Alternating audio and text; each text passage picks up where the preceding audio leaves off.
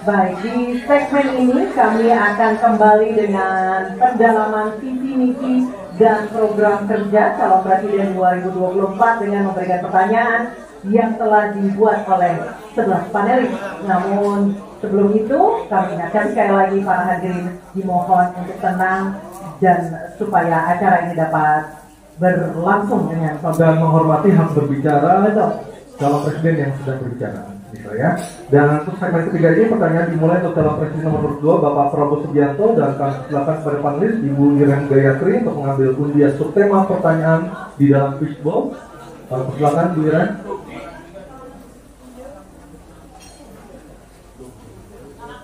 Tersisa 3 subtema lagi untuk segmen ini. Sudah ada keamanan, hubungan internasional dan juga pertahanan.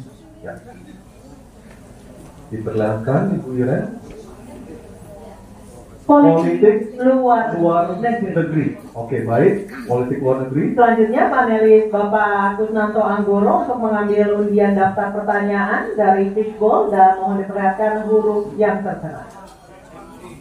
Huruf A, B, atau C yang akan dipanggil oleh Pak Kusnanto Anggoro. Silakan patut. Huruf C, politik luar negeri. Baik, saya C. Politik luar negeri. Amplopnya C, politik luar negeri masih tersegel. Silakan Anissa. Baik, ini amplopnya masih tersegel, Bapak Ibu. Dan kami ingatkan sekali lagi para calon presiden untuk mendengarkan dengan seksama karena pertanyaan tidak akan kami ulangi. Dan pertanyaan untuk calon presiden nomor 2 Bapak Prabowo Subianto. Utang luar negeri adalah instrumen pembayaran yang sah. Namun, ada risiko intervensi kedaulatan oleh negara pemberi utang. Pertanyaannya, apa kebijakan paslon untuk menghindari intervensi kedaulatan Indonesia akibat utang yang terus bertambah? Waktu menjawab 2 menit, Pak Prabowo, kami silakan. Baik, mengenai utang luar negeri, ternyata Indonesia sekarang, hutang luar negeri kita sebagai rasio perbandingan terhadap produk domestik kita salah satu terendah di dunia. Jadi masih kita sekitar berada di sekitar 40%, sedangkan banyak negara jauh di atas kita. Kedua, kembali lagi dengan manajemen yang prudent, pengelolaan yang baik, dan dengan strategi ekonomi yang tepat, terutama dengan hilirisasi, di mana kita bisa mendapat keuntungan sebagai bangsa, ini memperkuat posisi tawar kita. Jadi saya kok tidak terlalu khawatir negara lain mau intervensi kita soal hutang. Kita sangat-sangat dihormati, kita tidak pernah default. Saya keliling seluruh dunia, mereka sangat hormat dengan Indonesia. Kita tidak pernah gagal hutang, dan saya sangat optimis. Tapi kembali, kita harus punya kekuatan pertahanan yang kuat supaya tidak bisa diintervensi, tidak bisa digertak, tidak bisa diintimidasi. Hanya dengan kekuatan kita akan dihormati dan kita akan amankan kekayaan kita, amankan ekonomi kita, amankan pembangunan kita menuju Indonesia makmur, Indonesia kaya. Terima kasih. Masih ada sisa waktu, Pak Prabowo. Ya, saya tegaskan kembali ya, bahwa pelajaran sejarah manusia yang lemah akan selalu ditindas. Kita lihat saja apa yang terjadi di Gaza. Kita tidak boleh lemah, kita tidak boleh. Baik, waktu habis. Lindas oleh Pak Prabowo, kami silakan pada calon presiden nomor 1 Bapak Anies Baswedan untuk menanggapi jawaban dari capres nomor 2 dalam waktu. Oke, silakan. Baik, selanjutnya capres nomor 2, jawaban capres nomor 2 akan ditanggapi oleh calon presiden nomor urut 3 Bapak Ganjar Pranowo. Kami persilakan Bapak. Kita membaca buku Confession of Economic Hitman dari John Perkin bahwa hutang-hutang itu memang bisa mematikan. Maka hati-hati kalau mau hutang, terutama pada infrastruktur yang punya risiko tinggi. Kita mesti hitung betul kita mesti prudent betul. Karena ini pernah dilakukan dan membuat banyak negara kolaps karena hutang. Namun demikian, kalau mau pakai kekuatan dalam negeri, artinya wajib hukumnya kita mendorong ekonomi tumbuh 7%. Kemudian government berjalan bisa dengan baik, maka ekor bisa turun 4%. Dan kemudian kita mesti betul-betul anti korupsi. Kalau itu tidak dilakukan, maka tidak akan tumbuh ekonomi yang ada di tempat kita. Ease of doing business mesti dilakukan. Hanya saja memang kalau kita bicara pada industri pertahanan kita, mesti kita kuatkan industri dalam negeri. Jadi mohon maaf kaitan dengan hutang, no utang, no usang. Sehingga alutsista kita betul-betul kita lakukan transfer of teknologi dari dalam negeri. Baik, waktu sudah habis. Mohon tenang, mohon tenang. Sekali lagi mohon tenang. Kami silakan pada calon presiden nomor 1 Bapak Anies Baswedan menanggapi jawaban dari capres nomor 2 dan nomor 1. Sebaiknya disebutkan berapa persentase yang ideal, Pak, untuk kita di Indonesia. Kalau hanya mengatakan bahwa kita termasuk yang terbaik, berapa angkanya? Menurut hemat kami, kita harus bisa mencapai maksimal angka 30% dari GDP. Sehingga kita aman, berubah 30%. Dan itu caranya apa? Dengan satu menata hutangnya, yang kedua memperbesar GDP-nya.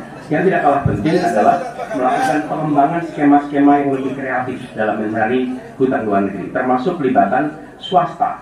Lalu memastikan bahwa ada perluasan wajib pajak yang harapannya nanti akan memperkuat juga GDP kita, di samping mengurangi kebocoran pajak. Dan hutang-hutang yang kita gunakan untuk aktivitas produktif. Jangan hutang itu digunakan untuk kegiatan yang non produktif. Misalnya, hutang dipakai untuk membeli alutsista, kalau kemudian sesuatu yang tepat. Justru kita harus sebaliknya kita. Terima kasih. Tenang dulu. Kita kembali ke calon presiden nomor 2 Bapak Prabowo Subianto untuk merespon tanggapan dari kedua capres. Untuk Bapak 1 menit silakan. Saya nggak mengerti. Jangan-jangan buku kita sama, Pak Ganjar.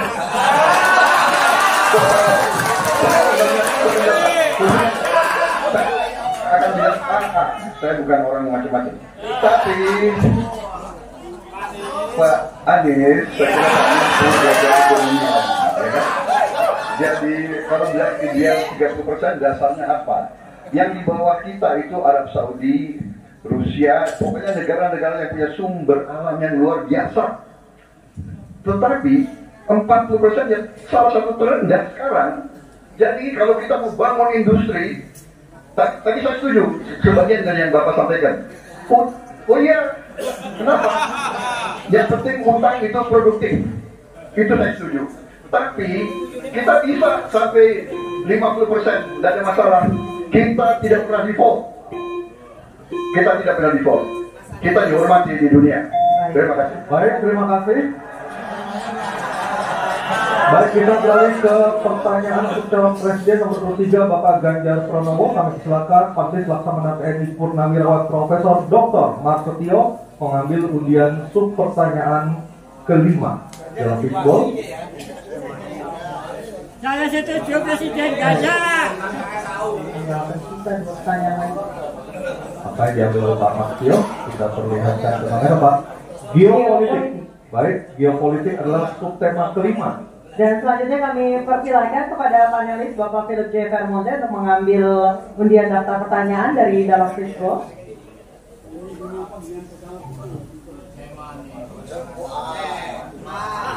Huruf A. Geopolitik huruf A. Geopolitik Saya huruf A. ambil amplopnya masih tersegel. Silakan Anissa. Baik, kita akan buka amplop yang tersegel ini. Subtema kelima yang harus dijawab adalah tentang geopolitik. Dan kami ingatkan kembali pada calon presiden untuk mendengarkan dengan seksama karena pertanyaan tidak akan kami ulang. Dan pertanyaan untuk Bapak Ganjar Pranowo adalah konflik Laut Cina Selatan belum selesai dan Code of Conduct belum disepakati. Bahkan menjadi arena persaingan hegemoni Amerika Serikat dan Tiongkok. Pertanyaannya, apa inisiatif baru yang ditawarkan paslon agar Indonesia berkontribusi dalam mengelola konflik Laut Cina Selatan? Waktu menjawab 2 menit Pak Ganjar, kami persilahkan.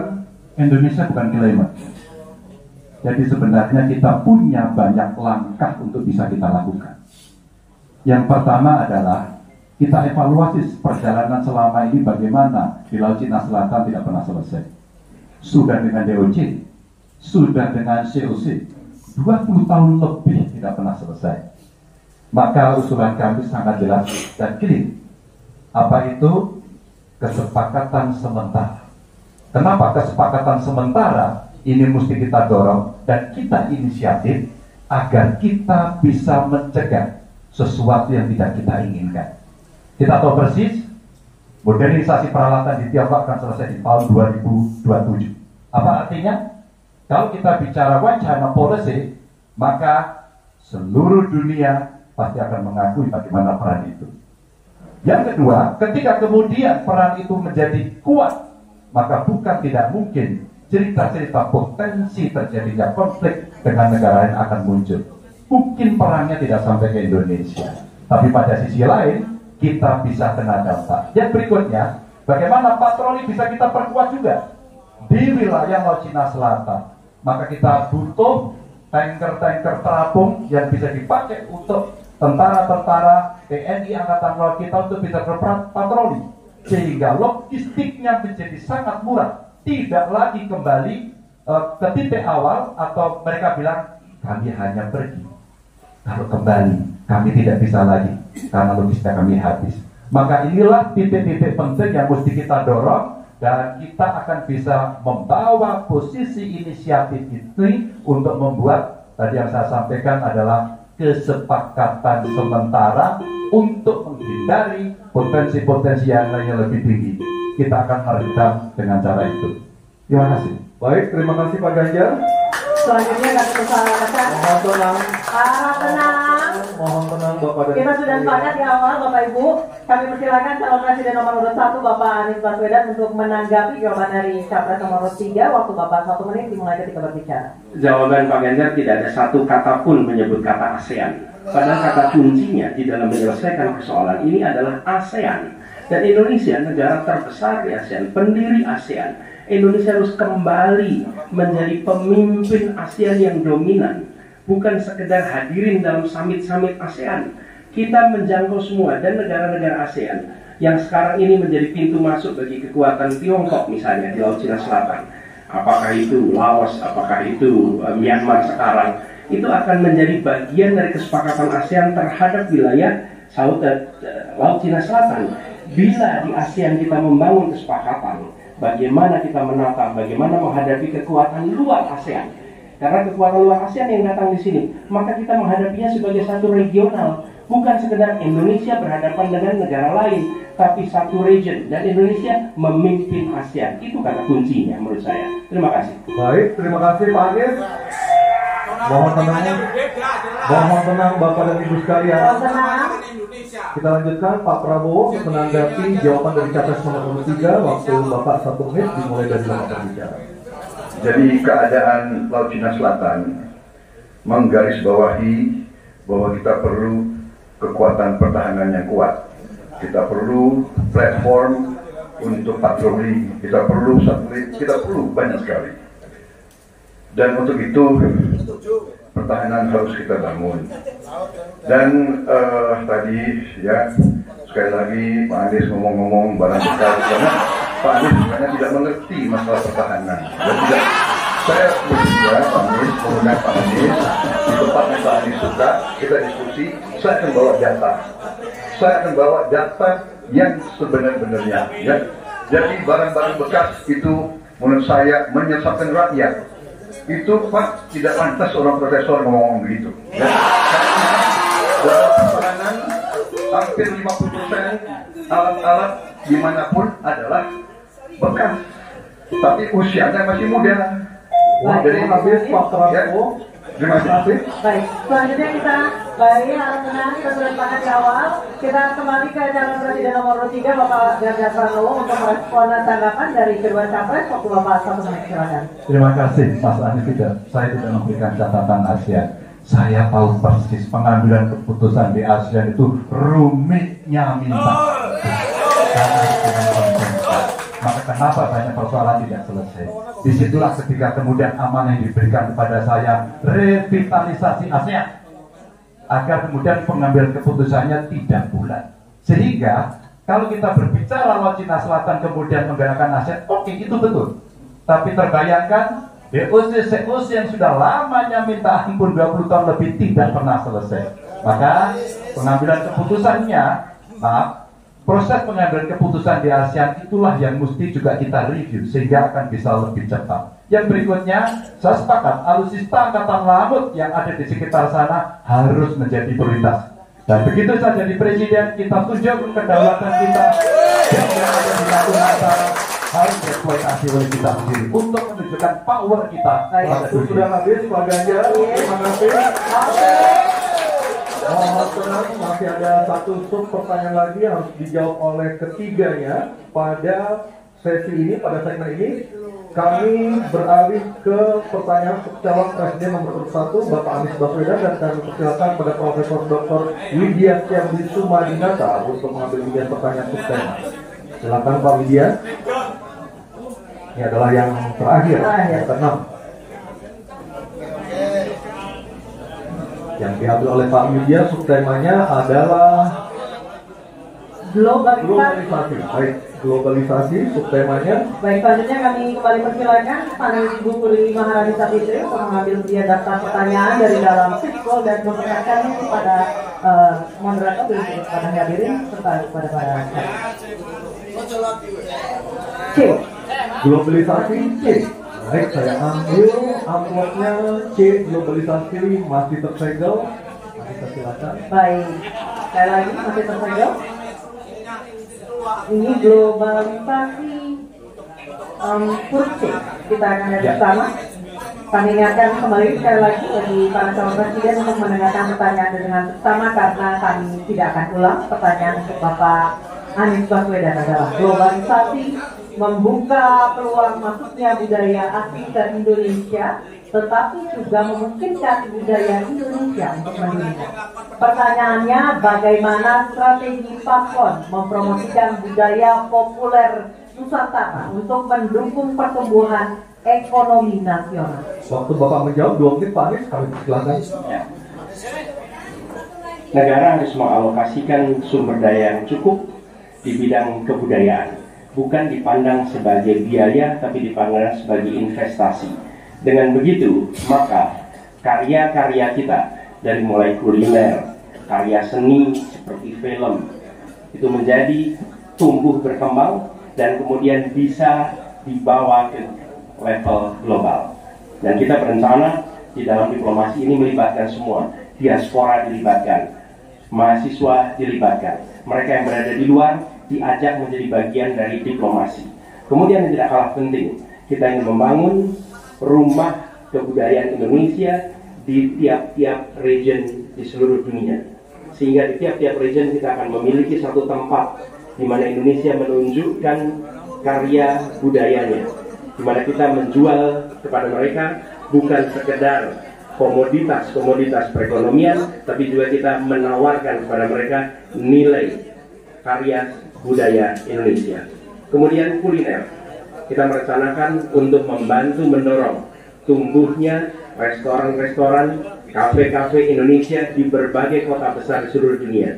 Sebagaimana sekarang di Jakarta kita menyaksikan banyak sekali restoran asing di sini. Kita harus memiliki rumah kuliner Indonesia di berbagai tempat. Dan itu siapa? Negara yang ada di belakangnya, negara yang fasilitasi. Dengan begitu maka swasta yang terlibat akan bisa mengelola ini, tapi awalnya investasi dari negara. Dan lalu disiapkan kredit yang memungkinkan bagi usaha kecil, mikro, untuk menjadi bagian dari diplomasi kebudayaan Indonesia. Kemudahan di dalam permodalan, kemudahan di dalam mengakses pasar internasional, itu semua dilakukan supaya seluruh jajaran bisa terlibat di dalam kampanye diplomasi kebudayaan Indonesia. Terima kasih. Baik, terima kasih Pak Anies. Baik, selanjutnya calon presiden nomor 2, harap tenang. Mohon tenang, Bapak dan Ibu, mohon tenang. Calon presiden nomor 2, Bapak Prabowo Subianto, untuk menanggapi jawaban dari capres nomor 1. Waktu Bapak 1 menit, silakan. Saya kira yang disampaikan Pak Anies masuk akal, ya, walaupun memang itu bersifat normatif, ya. Memang kembali kalau dikatakan negara yang harus berperan, kuncinya adalah bahwa kita ini harus punya dana yang cukup, kita harus punya tabungan yang cukup, kita harus punya sovereign wealth fund yang cukup.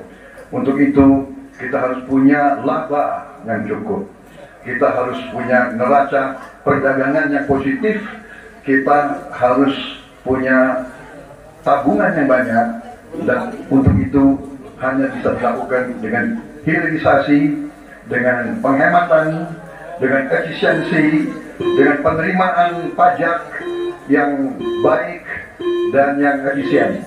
Saya kira itu. Baik, terima kasih Pak Prabowo.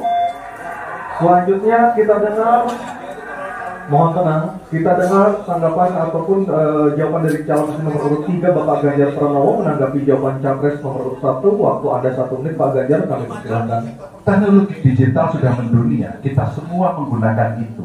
Maka ada satu kata namanya viralisme.